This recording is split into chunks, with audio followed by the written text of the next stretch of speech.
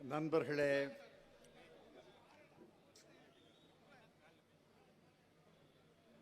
வேலூர் மத்திய மாவட்ட காங்கிரஸ் கமிட்டியின் சார்பிலே நடைபெறுகின்ற ஐம்பெரும் விழாவுக்கு தலைமையேற்றிருக்கும் மாவட்ட காங்கிரஸ் கமிட்டி தலைவர் அன்பிற்குரிய திரு சுரேஷ்குமார் அவர்களே,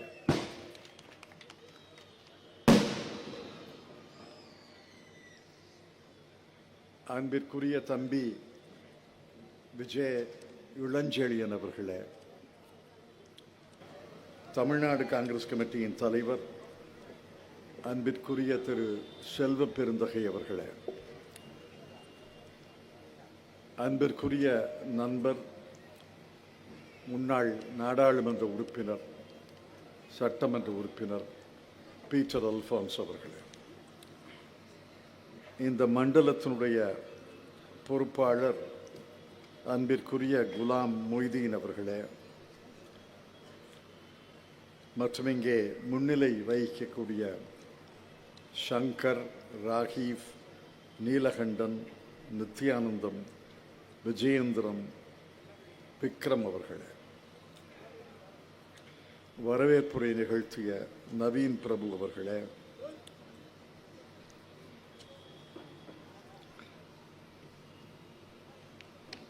மற்றும் திருச்சி நண்பர் வேலுசாமி அவர்களே, மகளிர் காங்கிரஸ் உடைய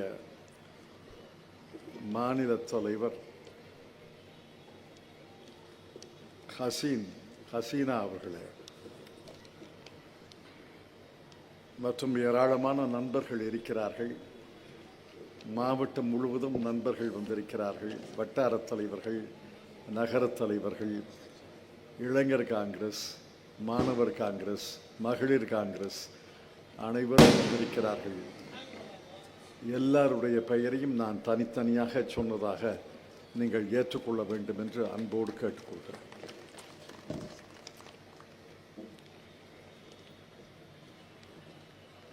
குடியாத்தத்துக்கு நான் பல ஆண்டுகளுக்கு முன்னால் வந்தேன்.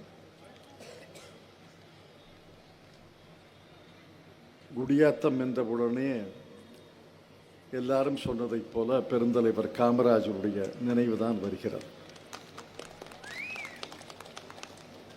1903 பிறந்தவர் 1940 தமிழ்நாடு காங்கிரஸ் கமிட்டியின் தலைவராக மாறினார்.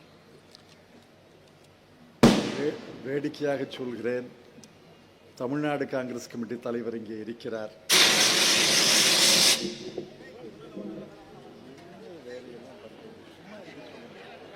சும்மா இருக்க சொல்லுங்களேன், ஏன் நீங்க இதெல்லாம் பண்றீங்க?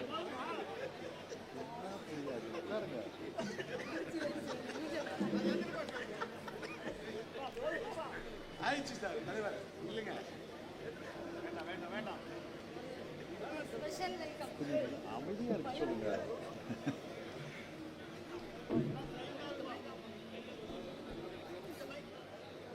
வேடிக்கையாக சொல்கிறேன், தமிழ்நாடு காங்கிரஸ் கமிட்டி தலைவர் இங்கே இருக்கிறார்.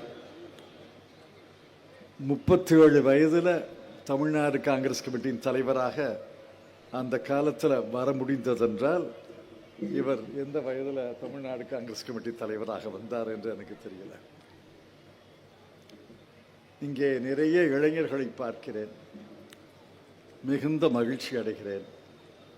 இளைஞர்கள் இல்லாமல் ஒரு கட்சி கிடையாது. இளைஞர்கள் இல்லாமல் ஒரு கட்சி வெல்ல முடியாது. இளைஞர்கள் இல்லாமல் ஒரு கட்சி மக்களை ஈர்க்க முடியாது. இளைஞர் பலம்தான் ஒரு கட்சியினுடைய பலம், கட்சியினுடைய எதிர்காலத்துடைய பலம்.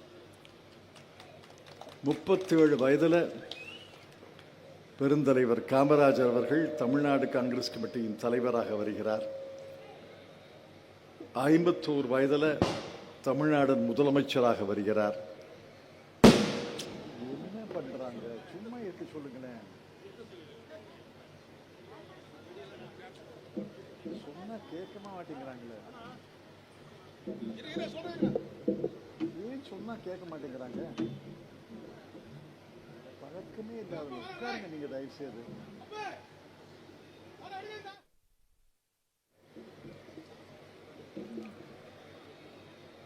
51 வயதிலே தமிழ்நாடு முதலமைச்சராக வருகிறார். பிறகு உடனடியாக சட்டமன்றத்திலே உறுப்பினராக வேண்டும் என்பதற்காக குடியாத்தம் ஒரு இடைத்தேர்தலை ஏற்படுத்தி குடியாத்தத்திலே நின்று வென்றார். 9 ஆண்டுகள் பொற்கால ஆட்சி நடந்தது.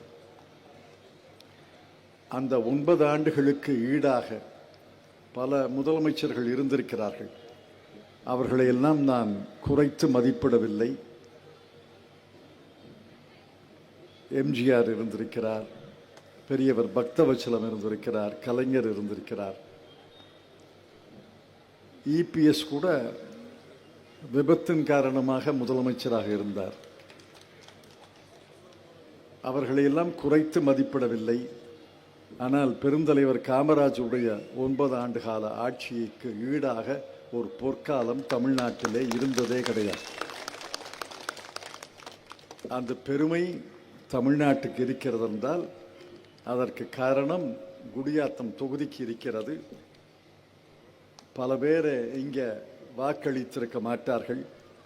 ஆனால் 1954 உங்கள் தந்தையார், தாயார், பாட்டனார், மூத்த சகோதரர் இவர்கள் வாக்களித்தது அந்த பொற்காலம் தொடங்கியது என்பதிலே நீங்களும் பெருமைப்படலாம். நானும் பெருமைப்படுகிறேன். உங்களை சந்திப்பதிலே மிகுந்த மகிழ்ச்சி அடைகிறேன்.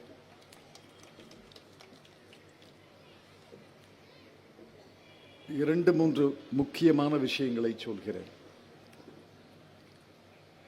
இன்று தமிழ்நாட்டு மக்களுக்கு மிக மிக முக்கியமான விஷயம், தமிழ்நாட்டில் பாரதிய ஜனதா கட்சி காலெடுத்து வைப்பதற்கு முயற்சி எடுத்து அந்த முயற்சி, அந்த சூழ்ச்சி ஓரளவு வெற்றி பெற்றிருக்கிறது. சில ஆண்டுகளுக்கு முன்னால் பாரதிய ஜனதா கட்சியோடு யாரும் கூட்டணி வைத்துக் கொள்வதற்கு விரும்பவில்லை. கட்டாயமாக கூட்டணி இருந்தது, ஆனால் விரும்பி கூட்டணி அமைக்கவில்லை. இன்று நம்முடைய மிகப்பெரிய துரதிர்ஷ்டம், அனைத்திந்திய அண்ணா திராவிட முன்னேற்றக் கழகம் பாரதிய ஜனதா கட்சியோடு கைகோர்த்து அடுத்த தேர்தலை சந்திப்பதற்காக வருகிறார்கள். பாரதிய ஜனதா கட்சியினுடைய உண்மை முகத்தை தமிழ்நாடு மக்கள் தெரிந்து வைத்திருக்கிறார்கள். ஆகவேதான் ஒவ்வொரு தேர்தலையும் 0 அதிகபட்சம் 4 இடங்களிலே பாரதிய ஜனதா கட்சி வெற்றி பெற்றது.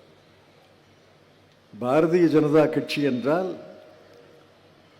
அது வடநாட்டு கட்சி, இந்தியை திணிக்கிற கட்சி, இந்து மத வெறியை திணிக்கிற கட்சி,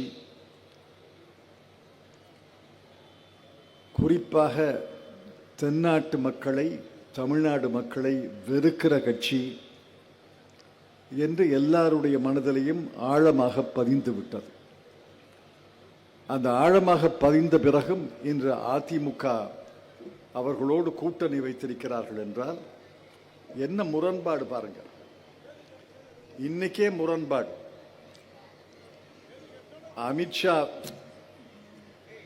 அமித்ஷா அவர்களை, இந்தியாவுடைய உள்துறை அமைச்சர் அமித்ஷா அவர்களை பத்திரிகையாளர்கள் கேட்கிறார்கள், உங்கள் அணி வெற்றி பெற்றால் தமிழ்நாட்டில் நீங்கள் அமைச்சரவையிலே இடம் பெறுவீர்களா என்று கேட்கிறார். அவர் ஆமாங்கிறார். ஆமா, நாங்கள் இடம் பெறுவோம் என்கிறார். அதே நேரத்தில் சில மணித்துளிகளுக்கு பிறகு திரு எடப்பாடி பழனிசாமி அவர்களை கேட்கிறார்கள், அடுத்த ஆட்சி யாருடைய ஆட்சி? அண்ணா திராவிட முன்னேற்றக் கழகம் தனிப்பெரும்பான்மையுடன் எங்கள் ஆட்சி அமைப்போம் என்று அவர் சொல்கிறார்.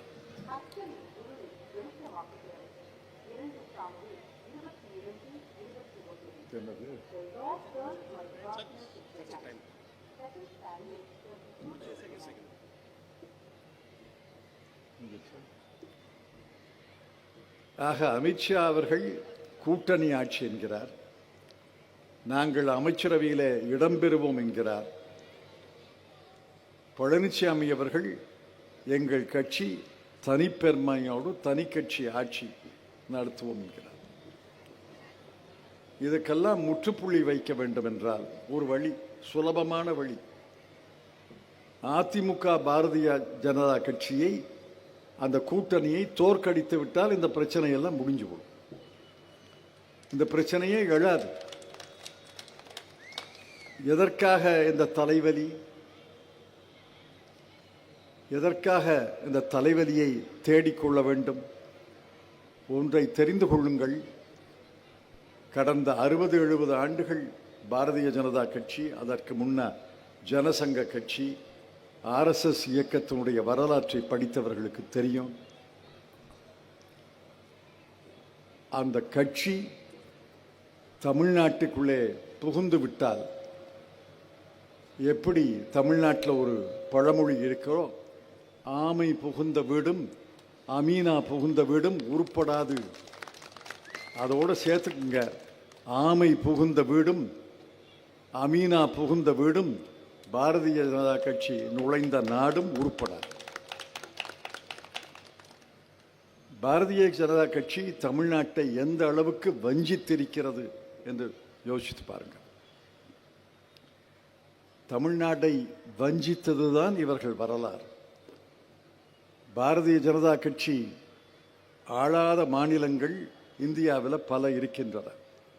கேரளா, கர்நாடகம், தெலுங்கானா, தமிழ்நாடு, மேற்கு வங்காளம்,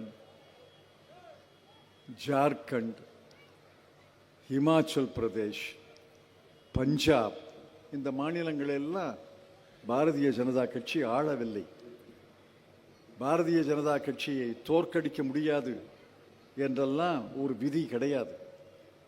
பல மாநிலங்களில் மாநில கட்சிகள், காங்கிரஸ் கட்சி பாரதிய ஜனதா கட்சியை தோற்கடித்திருக்கிறது. கடந்த தேர்தலில், நாடாளுமன்ற தேர்தலில் பாரதிய ஜனதா கட்சியை தோற்கடித்தோம் தமிழ்நாட்டில்.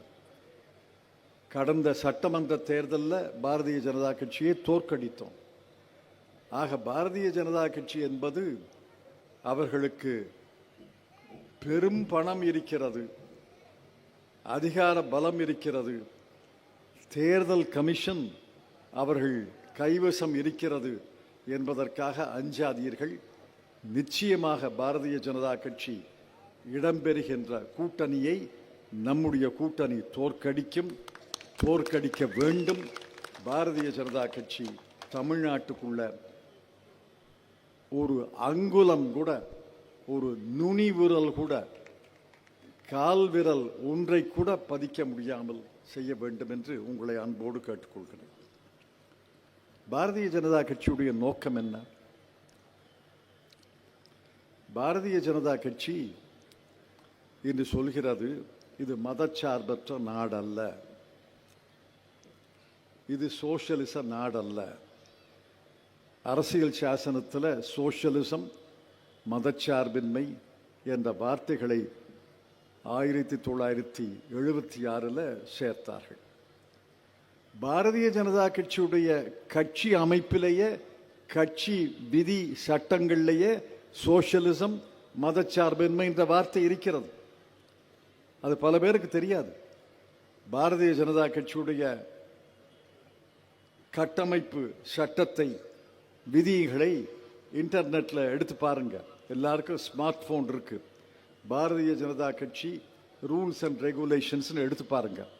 அதில் முதல் பத்தியிலேயே நாங்கள் சோஷலிசம், செக்குலரிசம், யூனிட்டி என்பதிலே நம்பிக்கை வைத்தவர்கள் என்று அவர்களே எழுதினார்கள். ஆனால் இன்று சோஷலிசம் கூடாது, செக்குலரிசம் கூடாது, மதச்சார்பின்மை கூடாது என்கிறார்கள். அதற்காக ஒவ்வொன்றாக காயை நகர்த்தி வருகிறார்கள். முதல் காய் அயோத்தியாவில் பாபர் மசூதியை இடித்து அதில் ராமர் கோயிலை கட்டினார்கள்.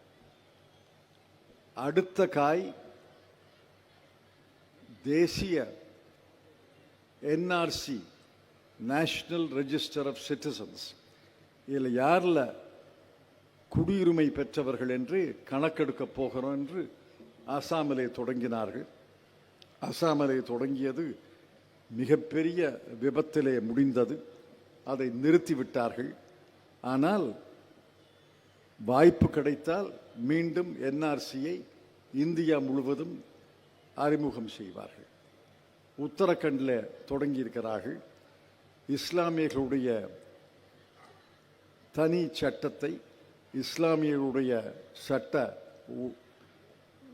ஹிந்து பர்சனல் கோட், தனிப்பட்ட யூனிஃபார்ம் சிவில் கோட் என்ற பெயரில் உத்தரகாண்டில் ஒரு சட்டத்தை பூர்த்தி இருக்கிறார்கள். அதை கொஞ்சம் கொஞ்சமாக நாடு முழுவதும் விரிக்க முற்படுகிறார்கள். ஆக இன்று நண்பர் பீட்டர் அல்போன்ஸ் அவர்கள் சொன்னார்களே, வெறுப்பு பேச்சுத்தான் பாரதிய ஜனதா கட்சியுடைய கையிலே எடுத்துக்கொண்ட ஆயுதம். இப்போ என்ன பண்ணுறாங்க? போன தேர்தலுக்கு முன்னாடி சொன்னாங்க, ஒரு நாடு ஒரு தேர்தல்.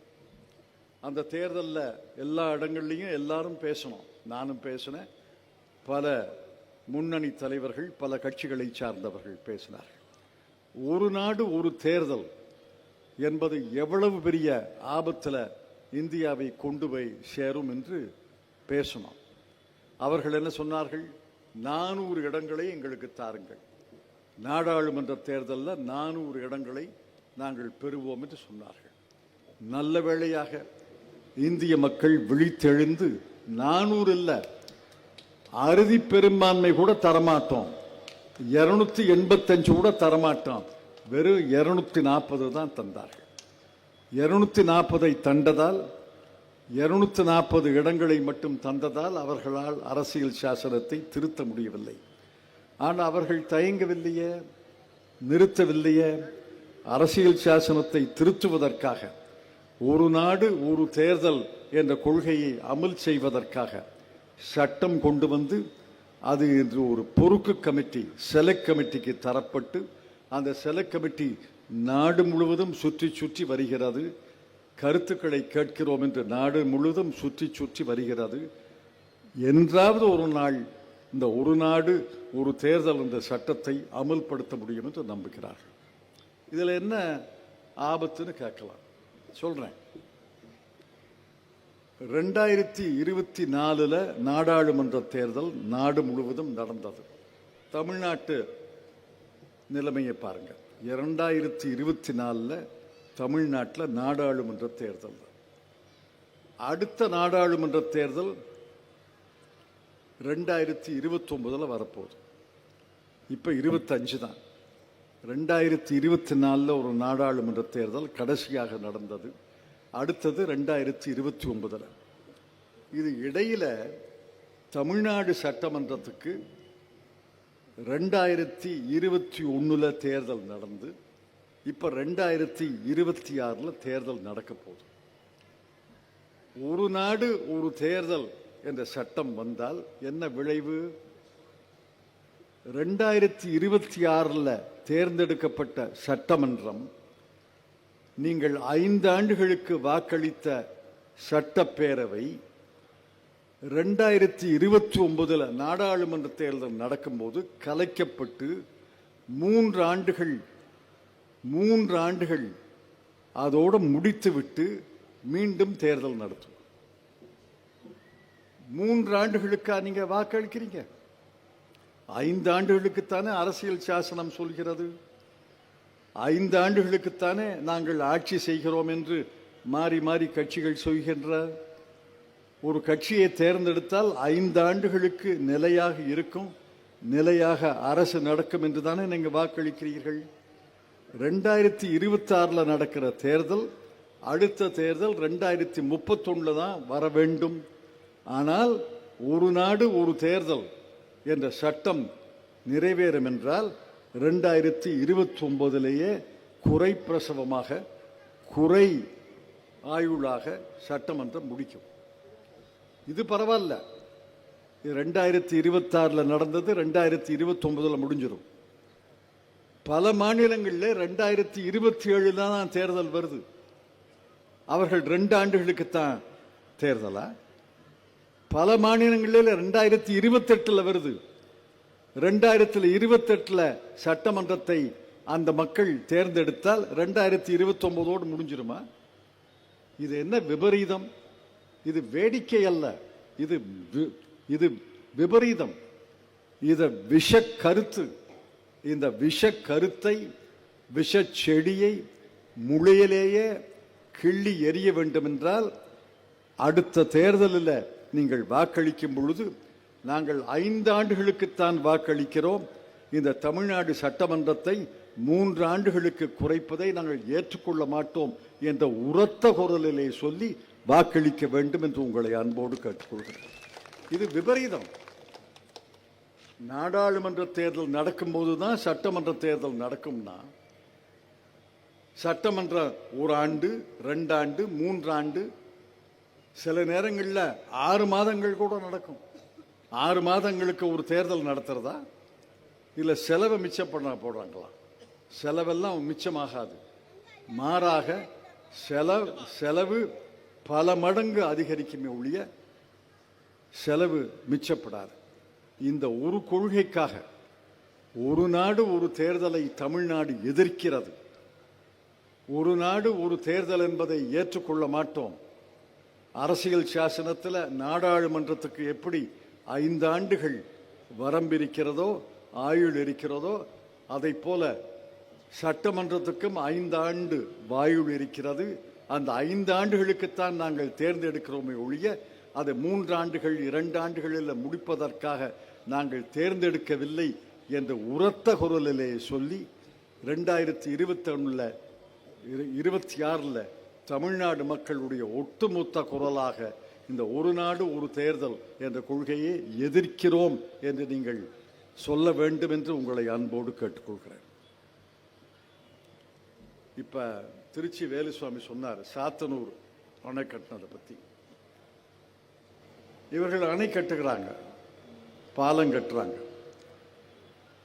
காமராஜர் காலத்தில் கட்டின அணைகள் பாலங்கள் வேற, இப்ப கட்டுற அணைகள் பாலங்கள் வேற. என்ன நடந்திருக்கு? இந்த 15 நாள்ல நடந்ததை சொல்றேன். போன ஆண்டு குஜராத்தில் மோர்பி என்ற இடத்துல ஒரு பாலம் கட்டப்பட்டு அந்த பாலத்தை மூடி இதை புனரமைக்க போகிறோம் என்று சொன்னார்கள். குஜராத் இது வேறு மாநிலம் அல்ல, மாண்புமிகு பிரதம மந்திரியுடைய மாநிலம், மாண்புமிகு உள்துறை அமைச்சருடைய மாநிலம். அந்த மாநிலத்தில் அந்த மார்பியில் ஒரு பாலத்தை சீர் பண்ண போகிறோம், சீரமைக்க போகிறோம், பலப்படுத்த போகிறோம் என்று ஒரு கம்பெனிகிட்ட கொடுக்குறாங்க. அந்த கம்பெனி பாலம் கட்டி அதுக்கு அனுபவமே கிடையாது. அது கடியாரம் தயாரிக்கிற கம்பெனி. கடியாரம் தயாரிக்கிற கம்பெனிக்கு கான்ட்ராக்டை கொடுத்து அவர்கள் கட்டி அந்த பாலத்தை சீரமைத்து காவல்துறையுடைய அனுமதி இல்லாமல் அந்த பாலத்தை திறக்கிறாங்க. அந்த பாலத்தை திறந்த பிறகு அந்த மக்கள் எல்லாம் பல நாட்கள் இந்த பாலத்தில் நடக்கவில்லையே என்று வருகிறார்கள். 2வது நாள் பாலத்தில் நடந்தாங்க, 3வது நாள் பாலத்தில் நடந்தாங்க, 4வது நாள் பாலத்தில் நடக்கிறாங்க. பல பேர் அந்த பாலத்தில் நிற்கிறாங்க, பல பேர் கரையில் நிற்கிறாங்க. அந்த பாலம் நொறுங்கி விழுந்து 161 பேர் இறந்து போனார்கள். அப்புறம் விசாரணையில அந்த கம்பெனி பாலம் கட்டி அனுபவமே கிடையாது, தரக்குறைவான 3ஆம் தர சிமெண்ட் இரும்பு வாங்கி, துருப்பிடித்து போன இரும்பை வாங்கி அந்த பாலத்தை சீரமைத்திருக்கிறார்கள் என்று போன ஆண்டு நடந்தது. இந்த 15 நாட்களிலே என்ன நடந்திருக்கிறது? குஜராத்தில் ஒரு பாலம் விழுந்து 13 பேர் 16 பேர் இறந்துட்டாங்க. நாக்பூரில் ஒரு நெடுஞ்சாலை பாலம் கட்டியிருக்காங்க. இன்னைக்கு பத்திரிகையில் புகைப்படங்கள் வந்திருக்கு, இன்னும் துறக்கலை. அந்த துறக்காத பாலத்துக்கு நடுவில் ஒரு பெரிய குழி ஏற்பட்டு அதில் நடந்து போனால் குழியில் விழுந்துருவாங்க. ராஜஸ்தானில் அஜ்மீருங்கிற இடத்துல அஜ்மீர்ங்கிற இடத்துல ஒரு பாலம் விழுகிற நிலையில் இருக்கு என்று அந்த மக்கள் உயர்நீதிமன்றத்துக்கு போய் உயர்நீதிமன்றம் நல்ல வேளையாக பாலம் விழுவதற்கு முன்னால் அந்த பாலத்தை மூடுங்கள் என்று நேற்று உத்தரவு போட்டிருக்கிறது. இதைத்தான் இந்த பாரதிய ஜனதா கட்சி அரசு, மத்திய அரசு, மாநிலத்தை ஆளுகின்ற பாரதிய ஜனதா கட்சி பல இடங்களில் இதை பண்றோம், அதை பண்றோம், இதை திறக்கிறோம். பிரதமருடைய வேலை ஒன்று, முதல் வேலை வெளிநாட்டுக்கு பயணம் செய்வது, இரண்டாவது வேலை பாலங்களை திறக்கிறோம், அதை திறக்கிறோம், இதை திறக்கிறோம்னு நாடு முழுவதும் சுற்றி வருவது. என்ன பாலங்களை கட்டுறாங்க, என்ன கட்டடம் கட்டுறாங்க? மதுரையில் ஏன் எய்ம்ஸ் மருத்துவமனையை கட்டவில்லை என்றால், ஞாபகம் இருக்கும் உங்களுக்கு, போன தேர்தலில் இன்றைய துணை முதலமைச்சர் உதயநிதி அவர்கள் ஒரு செங்கல் எடுத்துக்கிட்டு தமிழ்நாடு போடாமல், நான் எய்ம்ஸுக்கு போயிட்டு எய்ம்ஸையே கொண்டாந்துருக்கேன், இந்த ஒரு செங்கல் தான் இருக்கு, அந்த எய்ம்ஸையே கொண்டாந்துட்டேன்னு வேடிக்கை காட்டினார். இப்போ 5 வருஷம் 4.5 வருஷம் ஆச்சு. எய்ம்ஸ் எங்கே வந்துச்சு? மதுரைக்கு போய் பாருங்க, மதுரை நண்பர்களை சேருங்க, மதுரையில் உறவினர்கள் இருந்தால் கேளுங்க. எய்ம்ஸ் கட்டடமே கட்டி முடிக்கலையே. காம்பவுண்ட் வாலை கட்டிட்டு நாடாளுமன்றத்தில் சொல்றாங்க நாங்கள் எய்ம்ஸை கட்டிட்டோம். காம்பவுண்ட் வால் தான் கட்டியிருக்காங்க. காம்பவுண்ட் வாலை கட்டிட்டா மருத்துவமனை வந்துருச்சா? மருத்துவமனையை ஏன் கட்டவில்லை? 5 ஆண்டுகளாக அதற்கு முன்னாலே இருந்து எய்ம்ஸ் மருத்துவமனையை தமிழ்நாட்டுக்கு தருகிறோம், மதுரையில் இடம் வாங்கியிருக்கிறோம், அதில் கட்டுறோம்னு சொல்லி ஏன் தரல? காரணம், இது தமிழ்நாடு, பாரதிய ஜனதா கட்சி காலூன்றாத மாநிலம், பாரதிய ஜனதா கட்சி ஆட்சியில் இல்லாத மாநிலம். ஆகவே வஞ்சிக்கிறார்கள். நமக்கு வரவேண்டிய தொகையை தரவில்லை என்பதையெல்லாம் செல்வ பெருந்தகையும் பீட்டர் அல்பான்ஸும் தெளிவாக சொன்னார்கள். நமக்கு வரவேண்டிய தொகை வரவில்லை. பிரித்து தர வேண்டிய அரசியல் சாசனம் படி பிரித்து தர வேண்டிய தொகை வரல.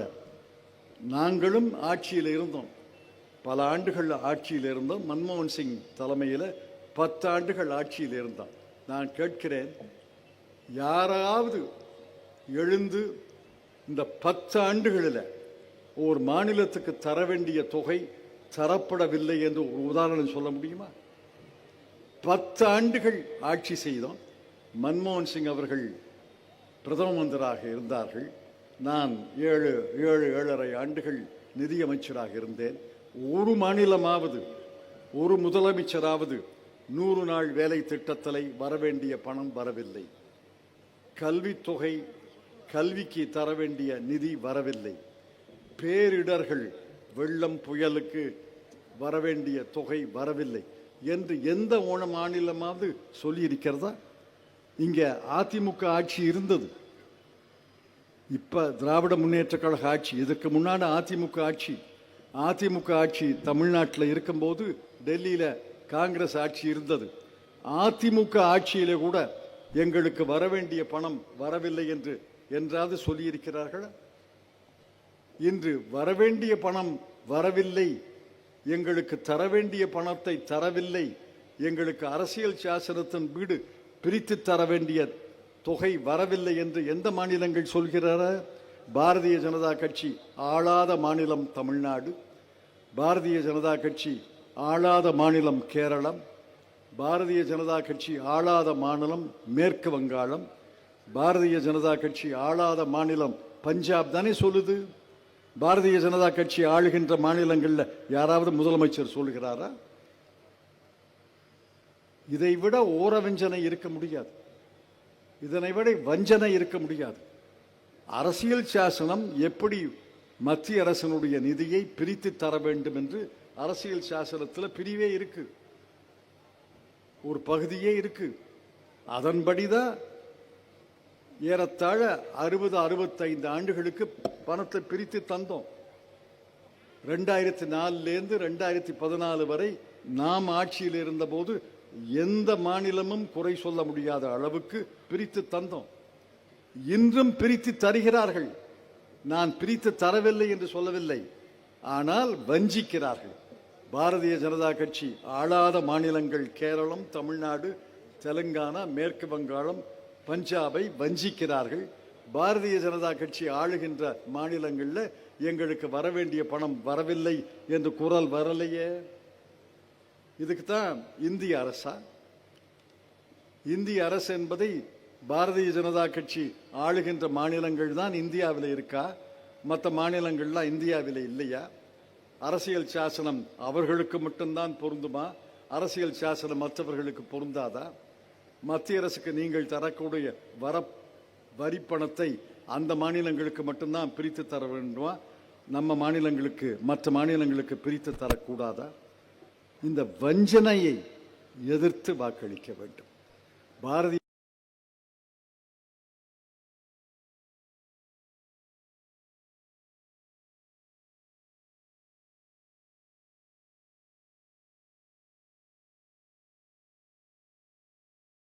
இஸ்லாமியர்களை வஞ்சிக்கிறது, கிறிஸ்துவர்களை வஞ்சிக்கிறது, சீக்கியர்களை வஞ்சிக்கிறது, தலித் மக்களை வஞ்சிக்கிறது, காடு வாழுகின்ற, காட்டில் வாழுகின்ற பழங்குடி மக்களை வஞ்சிக்கிறது என்பதை புரிந்து கொள்ள வேண்டும்.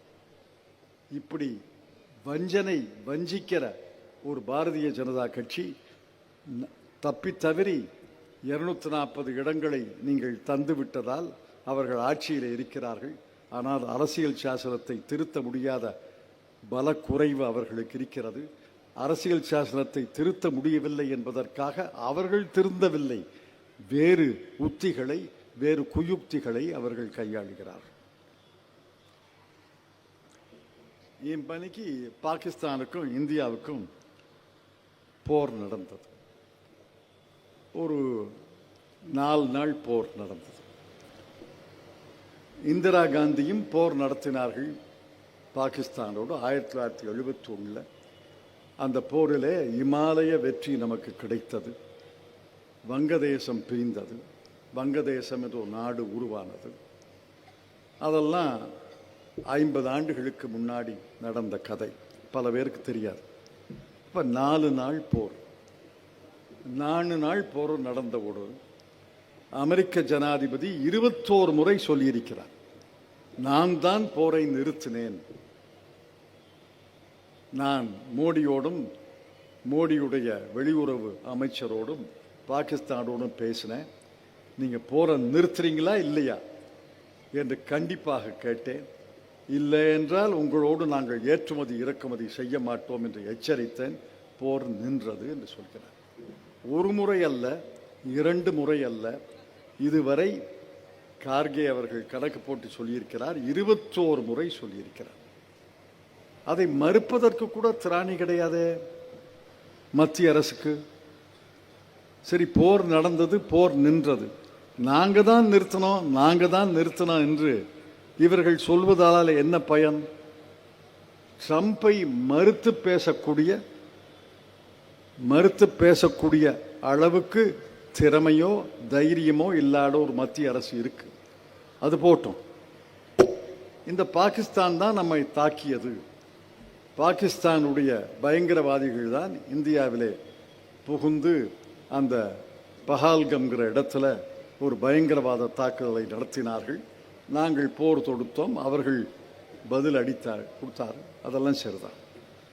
ஆனால் இந்த போருக்கு காரணம் பாகிஸ்தான் பயங்கரவாதிகள் என்று நீங்கள் சொல்கிறீர்கள். இந்திய நாடாளுமன்ற உறுப்பினர்களை உலகம் முழுவதும் அனுப்புனீங்க. 26 நாடுகளுக்கு அனுப்புனீங்க. 26 நாடுகளுக்கு அனுப்பி எங்க பக்கம் இருக்கிற நியாயத்தை சொல்கிறோம், பாகிஸ்தானை கண்டிக்க வேண்டும் என்று நீங்கள் கேட்டுக்கொண்டீர்கள். நான் கேட்கிறேன், உங்களுக்கு தெரிஞ்சா பதில் சொல்லுங்க. எந்த ஒரு நாடும் உலகத்தில் இருக்கிற 180 மேற்பட்ட நாடுகளில் எந்த ஒரு நாடும் பாகிஸ்தான் தான் இதற்கு காரணம் என்று கண்டிக்கலையே. பஹால்கம்ல நடந்தது வருந்தத்தக்கது, கண்டனத்துக்குரியது. பஹால்கம்ல இறந்தவர்களுக்கு நாங்கள் அஞ்சலி செலுத்துகிறோம், இரங்கல் தெரிவிக்கிறோம், இந்திய அரசுக்கு இரங்கல் தெரிவிக்கிறோம் என்று சொல்கிறார்களே ஒழிய பாகிஸ்தான்ல இருந்து பாகிஸ்தான் தான் குற்றவாளி என்று எந்த ஒரு நாடும் சொல்லலையே. இலங்கை சொல்லல, வங்கதேசம் சொல்லல, மொரீஷியஸ் சொல்லல, மால்டிவ் சொல்லல, பர்மா சொல்லல, சிங்கப்பூர் சொல்லல, மலேசியா சொல்லல, நேபாள் சொல்லல, பூட்டான் சொல்லல, எந்த அண்டை நாடும் சொல்லலையே. நீங்கள் 26 நாடுகளுக்கு தூதர்களை அனுப்பினீர்கள், அண்டை நாட்டுக்கு ஏன் தூதர்களை அனுப்பல? 26 நாடுகளுக்கு இந்திய நாடாளுமன்ற உறுப்பினர்கள் சென்றார்கள். காங்கிரஸ் கட்சி உறுப்பினர்களும் 4-5 பேர் போனாங்க.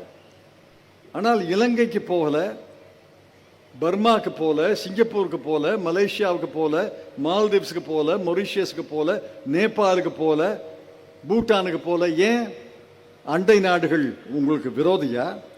அண்டை நாடுகளோடு நல்லுறவு கிடையாதா? அந்த முடிவுக்கு தானே வரணும். அண்டை நாடுகளுக்கு நீங்கள் தூதுக்குழுவை அனுப்பவில்லை, அண்டை நாடுகள் உங்களுக்கு ஆதரவாக குரல் கொடுக்கவில்லை என்றால் இந்தியாவுக்கும் அண்டை நாடுகளுக்கும் பகையா? உலகத்தில் எந்த நாடுமே பாகிஸ்தானை கண்டிக்கல. இரங்கல் தெரிவிச்சாங்க, நமக்கு அனுதாபம் தெரிவிச்சாங்க, இறந்தவர்களுக்கு அஞ்சலி செலுத்தினார்கள். ஆனால் எந்த ஒரு நாடும் கண்டிக்கவில்லை. அப்படின்னா இந்த அரசனுடைய வெளியுறவு கொள்கை மிகப்பெரிய தோல்வி அடைந்தது என்று தானே முடிவெடுக்க வேண்டும். 1971 இந்திரா காந்தி அவர்கள் பாகிஸ்தானோடு போர் நடத்தி பாகிஸ்தானை பலத்த தோல்வி அடைந்த போது உலகமே நம்மை ஆதரித்தது. வங்கதேசம் பிறந்ததை உலகமே கொண்டாடியது. வங்கதேசத்தை எல்லா நாடுகளும் ஏற்றுக்கொண்டன, அங்கீகரித்தன, அவர்களுக்கு தூதர்களை பரிமாறிக்கொண்டார்கள். ஆக 1971 இந்திரா காந்தி பாகிஸ்தானோடு போர் நடந்ததில் பாகிஸ்தான் தான் குற்றவாளி, பாகிஸ்தான் தான் தவறு செய்த நாடு. ஆகவே இந்தியா பக்கம் நாங்கள் இருக்கிறோம் என்று சொன்ன நாடுகள் ஒரு நாடு கூட இன்று இந்தியா பக்கம் இருப்பதாக சொல்லவில்லையே. இதற்கெல்லாம் பதில் சொல்ல வேண்டாமா? பதில் சொல்லுங்கள், பாராளுமன்றத்தை கூட்டுங்கள், பாராளுமன்றத்தில் நீங்கள் உங்கள் தரப்பு நியாயத்தை சொல்லுங்கள். நாங்கள் கேட்கிற கேள்வியை குடியாத்தத்தில் கேள்வியை கேட்க நாங்கள் கேட்கிறோம், அதுக்கு பதில் சொல்லுங்கன்னா நாடாளுமன்றத்தை கூட்ட மாட்டாங்க. ஏன் நாடாளுமன்றத்தை கூட்டக்கூடாது? இந்த ஆபரேஷன் சிந்தூர் என்கிறார்கள். நான் பாராட்டுகிறேன். ஆபரேஷன் சிந்தூரில் நம்முடைய தரைப்படை, விமானப்படை மிகச் சிறப்பாக செயல்பட்டன என்பதில் எந்த ஆட்சேபனையும் கிடையாது, எந்த ஆட்சேபனையும் கிடையாது. அவர்களை பாராட்டுகிறேன், வாழ்த்துகிறேன், நன்றி தெரிவிக்கிறேன். ஆனால் நாடாளுமன்றத்தில் வந்தல்லவா செய்திகளை சொல்ல வேண்டும். மாறாக படை தளபதி சிங்கப்பூரில் போய் ஒரு செய்தியை சொல்கிறார். கடல் படையினுடைய ஒரு மூத்த அதிகாரிகளில் நடுத்தர அதிகாரி இந்தோனேஷியாவில் போய் ஒரு செய்தியை சொல்கிறார். தரைப்படையினுடைய துணை தளபதி deputy deputy commander, deputy army chief பம்பாய்க்கு போய் அங்கே ஒரு பல்கலைக்கழகத்தில் உரையாற்றும் போது ஒரு செய்தியை சொல்கிறார். தேசிய பாதுகாப்பு அதிகாரி டோவல் என்பவர் சென்னையில் வந்து ஒரு செய்தியை சொல்கிறார். இப்படித்தான் மக்களுக்கு செய்தி சொல்வதா? அவர் ஒரு செய்தி சிங்கப்பூரில், இன்னொரு செய்தி இந்தோனேஷியாவில், இன்னொரு செய்தி மும்பையில், இன்னொரு செய்தி சென்னையில். அதையெல்லாம் சேர்த்து கோவையா படித்து என்ன நடந்தது என்று புரிந்து கொள்ள வேண்டுமா? நாடாளுமன்றத்தை அல்லவா கூட்டி இருக்க வேண்டும். நாடாளுமன்றத்தில் பிரதம மந்திரி, பாதுகாப்பு துறை அமைச்சர், வெளியுறவுத்துறை அமைச்சர் அவர்கள் வந்தால் அல்லவா ஒரு நீண்ட அறிக்கையை படித்துவிட்டு விவாதத்தை தொடங்குங்கள், எந்த கேள்விக்கு நாங்கள் பதில் சொல்றோம்னு சொல்லியிருக்கணுமா இல்லையா? நாடாளுமன்றத்தை முடக்கி விட்டார்கள். நாடாளுமன்றத்தில் எந்த விவாதமும் நடப்பது கிடையாது. அவசர தீர்மானம், சபையை ஒத்தி வைப்பு, இந்த பொருளை விவாதிக்க வேண்டும் என்று எதிர்க்கட்சிகள் கேட்டால் கடந்த 7-8 ஆண்டுகளிலே ஒரு அவசர தீர்மானமும் அனுமதிக்கவில்லை, ஒரு விவாதமும் நடக்கவில்லை. ஆக எதுக்கு நாடாளுமன்றம்? நாடாளுமன்றத்தை முடக்கிவிட்டால் இப்போ அமெரிக்காவில், இங்கிலாந்தில் நாடாளுமன்றம் நடக்கிறது, நாள்தோறும் நடக்கிறது, நாள்தோறும் பேசுகிறார்கள், பத்திரிகையில் வருது, தொலைக்காட்சியில் வருது. இந்திய நாடாளுமன்றம் இந்தியா மீது அண்டை நாடு ஒரு பாகிஸ்தான் பயங்கரவாதிகளை அனுப்பி பஹல்காமிலே தாக்குதல் நடத்தி பல பேரை கொன்றிருக்கிறார்கள். அதை விவாதிப்பதற்கு கூட நாடாளுமன்றம் இல்லை என்றால் எதற்காக இந்த நாடாளுமன்றம்? இதெல்லாம் சிந்திச்சு பார்க்கணும். நாடாளுமன்றத்தை முடக்கி விட்டார்கள். நாடாளுமன்றம் ஏறத்தாழ செயல்படாத நாடாளுமன்றமாக மோடி அரசு மாற்றிவிட்டார். இங்கே நண்பர்கள் சொன்னார்கள் கடன் தள்ளுபடியை பற்றி. பீட்டர் அல்ஃபான்ஸ் சொன்னார். அப்போ நான் குறித்தேன், 23, 24 வங்கிகள் 1,70,70,000 கோடி கடனை தள்ளுபடி செய்திருக்கிறார். இவர் 49,000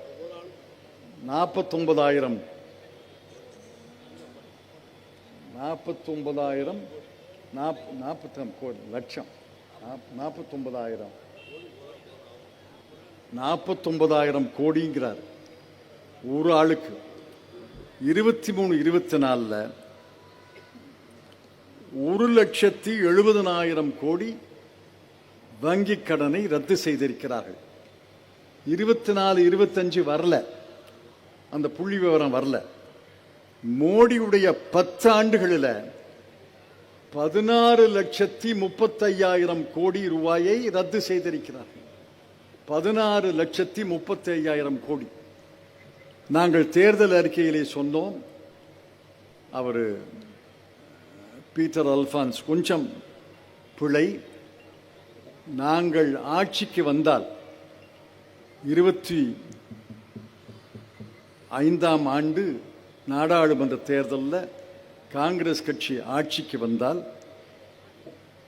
நிலுவையிலே உள்ள கடன் அசல் மற்றும் ரத்து மற்றும் வட்டியை ரத்து செய்வோம் என்று சொன்னோம். இப்போ திருப்பி கொடுத்தவங்க திருப்பி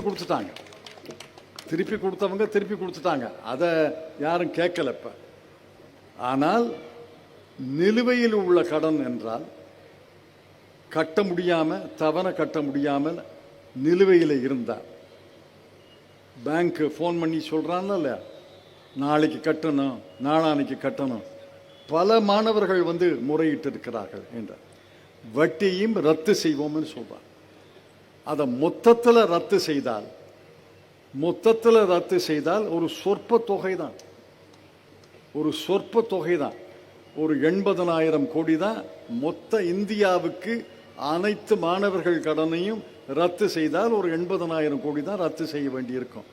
இங்கே ஒருத்தருக்கு 49,000 கோடி, 10 ஆண்டுகளில் 16,35,000 கோடி ரத்து செய்திருக்கிறார். ஆக இந்த அரசு யாருடைய அரசுன்னு பார்க்கணும். இதோடு முடித்துக் கொள்கிறேன். யாருடைய அரசு? இந்த கேள்வியைத்தான் உங்கள் முன்னால் நான் வைக்க விரும்புகிறேன். யாருடைய அரசு? காமராஜுடைய அரசு. ஏழை பங்காளன் என்ற பெயரை முதலாக பெற்ற முதலமைச்சர் காமராஜர் தான். அவர் ஏழை பங்காளனுடைய அரசு. ஏழை பங்காளன். இந்த அரசு யாருடைய அரசு? 16,35,000 கோடி கடனை ரத்து செய்த அரசு யாருடைய அரசு? உங்களுடைய அரசா? ஏழை மக்களுடைய அரசா? சாதாரண மக்கள், நடுத்தர மக்களுடைய அரசா? மதச்சார்பின்மை நம்பக்கூடிய மக்கள் தான் இருக்கிறீங்க, உங்களுடைய அரசா? இல்ல இந்து மத வெறியர்களுடைய அரசா? அனைத்து மொழிகளும் சமம் என்று பாவிக்கிற அரசா? அல்லது இந்தி மொழிதான் திணிக்க வேண்டும் என்று பாவிக்கிற அரசா? அதைத்தான் கேட்கணும். கடைசியில் நீங்கள் ஓட்டு போடும்போது என் ஊருக்கு பைப் வரல, தண்ணி வரல, ரயில் ஓடலை, அதுக்காக ஓட்டு போடுறீங்க. அந்த குறைகள் எல்லாம் இருக்கும். வாழ்க்கைனா பல குறைகள் இருப்பது போல நாட்டில் பல குறைகள் இருக்கும். எந்த அரசு ஆட்சி வந்தாலும் ஒரு ஊரில் தண்ணி வராது, ஒரு ஊரில் மின்சாரம் வராது. அதெல்லாம் நம்ம உறுத்துது, நமக்கு எரிச்சல் மூட்டுது, நமக்கு கோபம் மூட்டுது. ஆனால் கடைசியிலே நீங்கள் வாக்குச்சாவடிக்கு உள்ளே நுழைந்து வாக்குச்சாவடி அந்த மிஷினை பட்டனை தட்டும்போது என்ன சொல்றீங்க? கடைசியில் நம்ம வாழ்ந்துட்டோம், நம்ம வாழ்க்கை பாதி முடிஞ்சிருச்சு, மீதி இருக்கு, இல்லை இன்னும் நீண்ட நாள் இருக்கு. நம்ம வாழ்க்கையும் நம்ம பிள்ளைங்க வாழ்க்கையும் என்னுடைய வாழ்க்கையை விட சிறந்ததாக இருக்குமா என்ற நம்பிக்கையில் தானே வாக்களிக்கிறீங்க. என்னுடைய வாழ்க்கை, எஞ்சி இருக்கக்கூடிய என்னுடைய வாழ்க்கை, என்னுடைய குழந்தைகளுடைய வாழ்க்கை, அவர்களுக்கு கல்வி, மருத்துவம், வேலை என்பது இன்றைய நிலையை விட முன்னேறிய நிலையாக இருக்குமா என்று தான் வாழ்த்துகிறோம். இந்தி வெறி, இந்து மத வெறி, அந்த வாழ்க்கைக்கா வாக்களிக்கிறீங்க? ஆக யாருக்கு வாக்களிக்கிறோம் என்று பாருங்க. இது யாருடைய அரசு என்று பாருங்க. யாருடைய அரசு என்றால் பெரு முதலாளிகளுடைய அரசு. பெரு முதலாளிகள் கூட விரல் விட்டு எண்ணக்கூடிய பெரு முதலாளிகளுடைய அரசு. அந்த முதலாளிகள் கொழுத்து கொண்டே இருக்கிறார்கள். ஏழை மக்கள் ஏழைகளாக இருக்கிறார்கள். நடுத்தர மக்கள் தொடர்ந்து சிரமப்படுகிறார்கள். மாநில அரசுகள் அந்த மக்களுக்கு உதவிக்கரம் நீட்டினால் அந்த மாநில அரசுகளை வஞ்சிக்கிறார்கள். இந்த வஞ்சிக்கக்கூடிய, நிந்திக்கக்கூடிய, ஓரவஞ்சனை காட்டக்கூடிய, குறிப்பாக தென்னாட்டு மக்களை வஞ்சிக்கக்கூடிய, தமிழ்நாட்டு மக்களை வஞ்சிக்கக்கூடிய, இந்தியை திணிக்கக்கூடிய, மற்ற மொழிகளையெல்லாம் அழுத்தக்கூடிய, நெருக்கக்கூடிய இந்த அரசு உங்களுடைய அரசு அல்ல. பாரதிய ஜனதா கட்சி புகுந்த வீடு, புகுந்த நாடு என்பது ஆமை புகுந்த வீடு, அமீனா புகுந்த வீடாக மாறிவிடும் என்று உணர்ந்து அடுத்த ஆண்டு நடக்கக்கூடிய தேர்தலுக்கு இப்பவே களை கட்டிருச்சு. அடுத்த ஆண்டு நடக்கக்கூடிய தேர்தலிலே நம்முடைய திராவிட முன்னேற்றக் கழக காங்கிரஸ் கட்சியின் முற்போக்கு கூட்டணி வெற்றி பெறுவதற்கு நீங்கள் வாக்களிக்க வேண்டும் என்று உங்களை அன்போடு கேட்டுக்கொள்கிறேன். பெருந்தலைவர் காமராஜர் பெயரால் கேட்கிறேன். ஏழை நடுத்தர மக்களுடைய அரசு தொடர்ந்து அமைய வேண்டும் என்பதற்காக, ஏழை நடுத்தர மக்களுக்கு சாதகமான அரசு அமைய வேண்டும் என்பதற்காக, அனைத்து மக்களுக்கும், இந்து மக்களுக்கு மட்டுமல்ல, சிறுபான்மை மக்களுக்கு, தலித் மக்களுக்கு, பழங்குடி மக்களுக்கு, மலைவாழ் மக்களுக்கு, அனைவருக்கும் சாதகமான அரசு அமைவதற்காக நாங்கள் திராவிட முன்னேற்றக் கழக காங்கிரஸ் கூட்டணி ஆதரிப்போம். பாரதிய ஜனதா கட்சிக்கு ஒருபோதும் இடம் கொடுக்க மாட்டோம் என்று உறுதி எடுத்து வாக்களிக்க வேண்டும் என்று உங்களை அன்போடு கேட்டு நன்றி தெரிவித்து விடைபெற்றுக் கொள்கிறேன். வணக்கம்.